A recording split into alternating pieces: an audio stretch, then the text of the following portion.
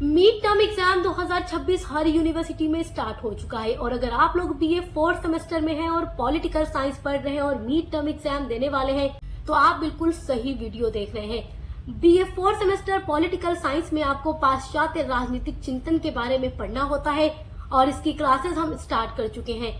आज मैं आपको मिड टर्म एग्जाम 2026 के लिए मात्र 6 इम्पोर्टेंट टॉपिक बताने वाली हूँ जो इस बार हर यूनिवर्सिटी के मिड टर्म एग्जाम में आने वाला है। पूरी 100% गारंटी है कि यहीं से आपका क्वेश्चन आएगा।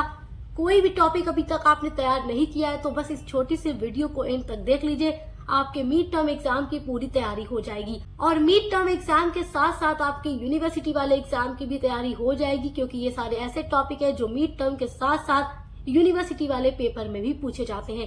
तो चलिए वीडियो स्टार्ट करते हैं। आपका पहला वेरी इंपॉर्टेंट टॉपिक है प्लेटो के राजनीतिक विचार। प्लेटो का राजनीतिक विचार मैं आपको पढ़ा चुकी हूँ, यूनिट नंबर 1 में आपको पढ़ना है। अच्छा देखिए मेरे प्यारे स्टूडेंट्स, आपका जो पेपर है वेस्टर्न पॉलिटिकल थॉट, उसकी पूरी क्लासेस चैनल पे चल रही हैं तो आप देख लीजिएगा। और ये जो मिड टर्म एग्जाम के लिए मैं आपको टॉपिक बता रही हूँ बहुत ही इम्पोर्टेंट है और साथ ही ये आपके यूनिवर्सिटी वाले पेपर के लिए भी इम्पोर्टेंट है। तो यहाँ से क्वेश्चंस दोनों में आते हैं, मिड टर्म में भी और यूनिवर्सिटी वाले पेपर में भी। तो आपका पूरा टॉपिक यहाँ से तैयार होने वाला है, तो वीडियो को एंड तक जरूर देखिएगा।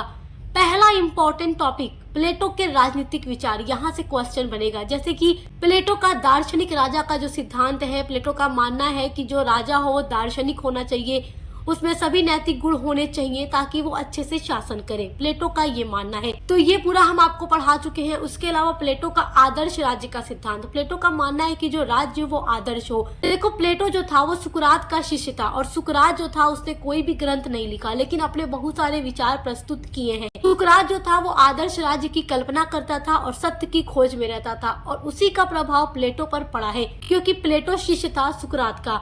तो प्लेटो भी आदर्श राज्य की कल्पना करता था कि एक राज्य जो आदर्श होना चाहिए। तो ये बहुत इंपॉर्टेंट सिद्धांत है प्लेटो का, मैं आपको पढ़ा चुकी हूँ।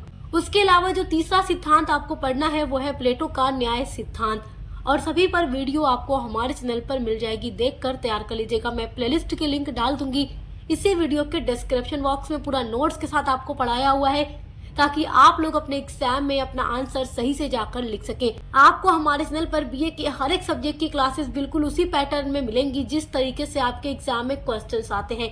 तो इसलिए हमें सब्सक्राइब करके हमारे साथ जुड़ जाइए, अच्छे से पढ़ाई बिल्कुल फ्री में करते रहिए। आपका दूसरा वेरी मोस्ट इम्पोर्टेंट टॉपिक है अरस्तु के राजनीतिक विचार। जैसे कि अरस्तु जो मानते हैं राज्य की उत्पत्ति का सिद्धांत। अच्छा देखिए, अरस्तु जो थे वो प्लेटो के शिष्य थे, प्लेटो जो थे वो सुकरात के शिष्य थे। तो सुकरात के शिष्य प्लेटो, प्लेटो के शिष्य अरस्तु। तो अरस्तु जो थे ये पॉलिटिकल साइंस के फादर बोले जाते हैं, पॉलिटिकल साइंस के फादर, क्योंकि इन्होंने एकदम सीक्वेंस में पॉलिटिकल साइंस की स्टडी की है।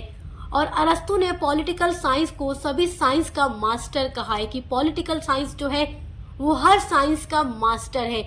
तो इसलिए अरस्तु को पॉलिटिकल साइंस का जनक या पिता कहा जाता है। तो ये एक इम्पॉर्टेंट टॉपिक आपका बन जाता है आपके एग्जाम के लिए कि पॉलिटिकल साइंस का जनक किसे कहा जाता है या अरस्तु पॉलिटिकल साइंस का जनक है, वर्णन कीजिए। तो आपको पूरा एक्सप्लेन करके लिखना होगा और मैं आपको डिटेल में पढ़ा चुकी हूँ।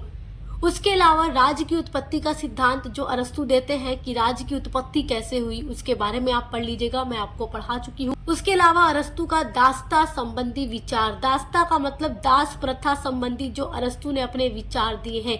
अरस्तु दास प्रथा का समर्थन करते थे। अरस्तु का मानना था कि समाज में दास प्रथा भी होनी चाहिए क्योंकि दासों के बिना बहुत सारे काम नहीं किए जा सकते, चाहे परिवार के बहुत सारे काम हो या उत्पादन से रिलेटेड, कृषि से रिलेटेड या बहुत सारे ऐसे काम है जिनको करने के लिए दास का होना जरूरी है। अरस्तु का मानना था कि जो दास होते हैं वो स्वामी की सजीव संपत्ति होती है, सजीव संपत्ति। और अरस्तु ये भी मानते थे कि जो दास होते हैं ना वो अपनी बुद्धि के कारण ही दास होते हैं और इस दुनिया में बहुत सारे लोग ऐसे हैं जो योग्य हैं, क्षमता वाले हैं, उनके अंदर अनेकों गुण हैं, अनेकों योग्यता है, इसलिए वो स्वामी या शासक बनते हैं। और बहुत सारे लोग ऐसे हैं जिनकी बुद्धिहीन है, यानी कम बुद्धि वाले हैं, ज्यादा सोच नहीं पाते और वो शासित होने के लिए बने हैं, यानी कि अगर उनके ऊपर कोई शासन करे तो वो खुशी खुशी अपने ऊपर शासन होने देते हैं और आज्ञा का पालन करते हैं। तो ऐसे लोग दास बन जाते हैं। तो मैं आपको डिटेल में पढ़ा चुकी हूँ, आप पढ़ लीजिएगा। अरस्तु दास्ता संबंधी विचार किस तरीके से देते हैं आप देखकर तैयार कर लीजिएगा। आपके एग्जाम के लिए तीसरा वेरी इंपॉर्टेंट जो विचारक है वो है सिसरो। सिसरो के राजनीतिक विचार में आपको पढ़ना है प्राकृतिक कानून का विचार, यानी कि सिसरो का मानना है कि जो कानून है वो ईश्वर का कानून चलता है इस विश्व में, और ईश्वर का ही कानून शाश्वत है, अपरिवर्तनशील है, बदल नहीं सकता। और मैंने आपको सिसरो के प्राकृतिक कानून के बारे में भी पढ़ा दिया है।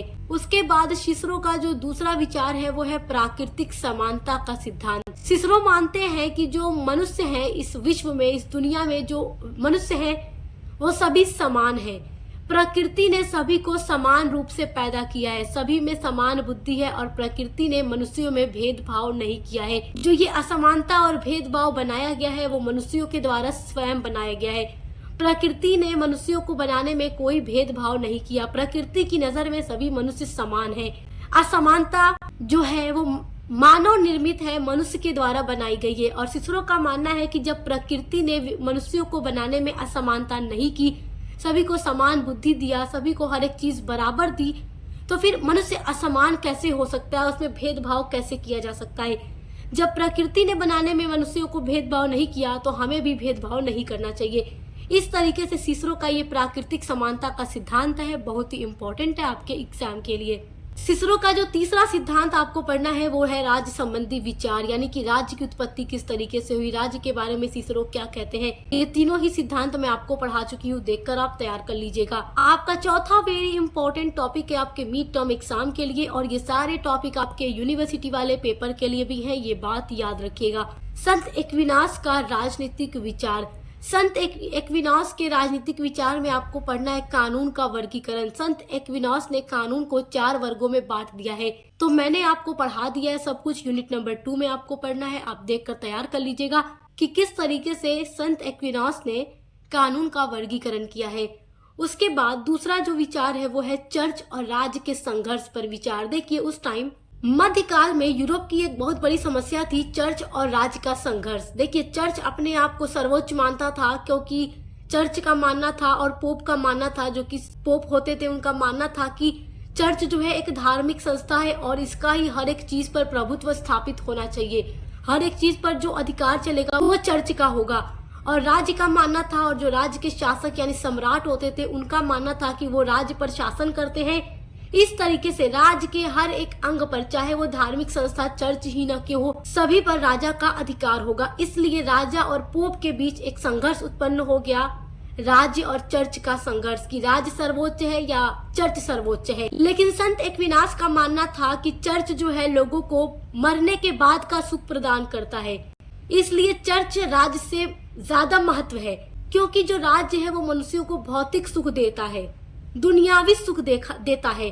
दुनियावी जो इंसान का सुख है, जरूरतें हैं, वो राज्य पूरी करता है, और जो चर्च है वो पारलौकिक सुख इंसानों को प्रदान करता है। तो एक्विनास की नजर में राज्य से ज्यादा महत्व चर्च रखता था। तो पूरा विचार मैंने आपको पढ़ाया है, देखकर तैयार कर लीजिएगा।